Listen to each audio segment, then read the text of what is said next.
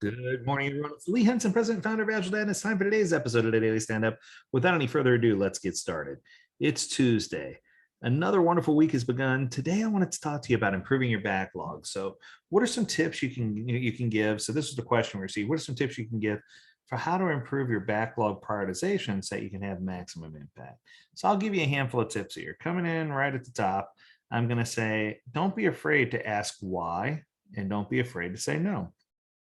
Oftentimes when stakeholders give us things and they say, oh, I need you to do this, right? You're going to receive 100 requests for every single thing you get. It's okay for you to say, well, why is that important? Who's our target customer? What are we trying to do? And it's also okay for you to say no, compared to everything else right now, I don't think that's one of our top priorities. Or no, that's not our top priority right now, but I think it's a good idea. It's something that we can get to in the future. I think too often we get caught up in the yes man or yes ma'am syndrome, if you will, and it makes us say yes to everything. And if everything's important, then nothing's important. And your backlog prioritization suffers greatly as a result.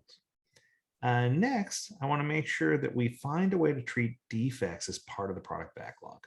So I think that if you're talking about defects, and of course, I'm a big fan of a technical debt sprint, but every now and then you get something that comes in that needs to be the first item you address as part of your next sprint. And when that happens, it needs to be treated just like a regular story or backlog item. It goes in through the product backlog, it gets inserted into the sprint. And it's amazing to see that, so many people try to treat these as 0-point items or as items with no earnings for doing them, so to speak, right? I think you need to treat the defect just like you treat everything else. If you treat it like a normal backlog item, then when it comes in, you know how to handle it, you know what to do. It becomes a routine. You're not trying to separate and do things differently, which I think is incredibly important. Third thing you can do is avoid doing any stories that don't have user value. So I think a lot of times we get a list of stories that we need to do, and we look at them and we're like, how does this impact the end user? And it doesn't. And if it doesn't impact the end user, if it doesn't provide value, we probably shouldn't be doing it, right? At least that's what Bill Wake said. Independent, negotiable, valuable, estimable, and sized appropriately, and then testable. So that's invest, right? But I think that if you're doing technical stories and they're not providing value, that tells me you probably shouldn't be doing those technical stories. Now, here's a clue though. If you're doing a story that's technical in nature, but it provides a long-term solution to something, even if it's not providing immediate value, it does provide user value. And it's something that you should definitely look at and be forward-facing because it's going to help us be more maintainable. It's going to help us with a future update. That provides value. That's good. I just don't want you to sit there and question yourself and say, oh, wow, I don't know how this is going to optimize anything. If that's the case, it's usually not a good idea. Next is don't be afraid to write a hypothesis. Creating hypothesis is incredibly important. In fact, I teach this in my advanced product owner class, that everything that you should do, if you're not sure, write a hypothesis, something that's quantitative. If not, you can do qualitative, but something that you can quantify. But talk about what your expectations are. Don't be afraid to explore. Don't be afraid to go in and try to critique the story. Make sure you're clear on acceptance criteria, you know what's happening, and you're in a good way, right? And I think that if you do that, that's going to help you really understand better and prioritize your backlog, as long as these things are time boxed, right? Time box research.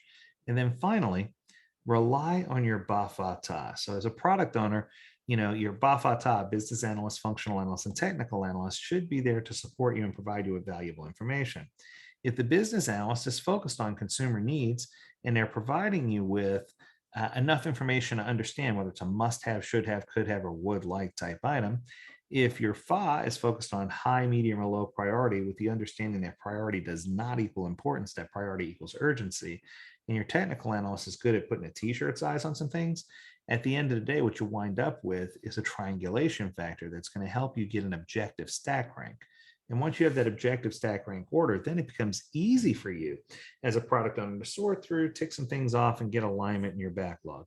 So you can constantly improve your backlog going backwards by making sure you have a BAFATA that's informed and you understand what each one's responsible for doing and that you're following through. That you're creating hypotheses regularly for things you don't know and time boxing research around those hypotheses to prove or disprove the hypothesis. That you're avoiding putting stories in that don't contain any value, because that's important. That you're treating defects as part of the backlog like they normally should be done. And finally, that you're making sure that you're asking why and saying no often, so that you have some sense to what you're trying to do, sense and sensibility, right? Because I think that's important. That'll do it for this Tuesday. I hope you have an amazing week. I hope you kicked off your week good. As always, we encourage you to visit agiledad.com, where you can learn more about this topic and others. And as always, we encourage you to stay healthy, stay well, and stay agile, my friends. Until next time, do take care.